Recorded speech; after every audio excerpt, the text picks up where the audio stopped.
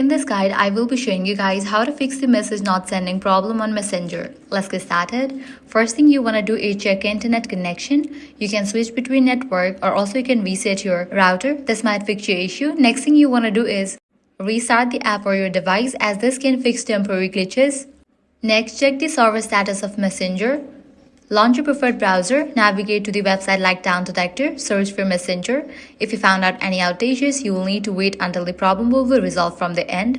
You should also update the app to its latest version. So launch your App Store or Play Store, search for the app Messenger. Once app appears, if you find the option update, click on it and update the app to its latest version. Another helpful step is to clear the app cache from your phone settings, which can resolve bugs and loading issues. Launch settings, go to General, go to iPhone Storage. From the list of apps, find Messenger and launch it. Click on Offload App. Click on Offload App to confirm it. Wait for a few minutes, then click on Reinstall App. With these, your problem might be fixed. If still you are having the issue, completely delete the app from your device and reinstall it. And that's it. Following these steps, you'll be good to go. Your problem will be fixed. If this guide was helpful, do not forget to like, share, and subscribe.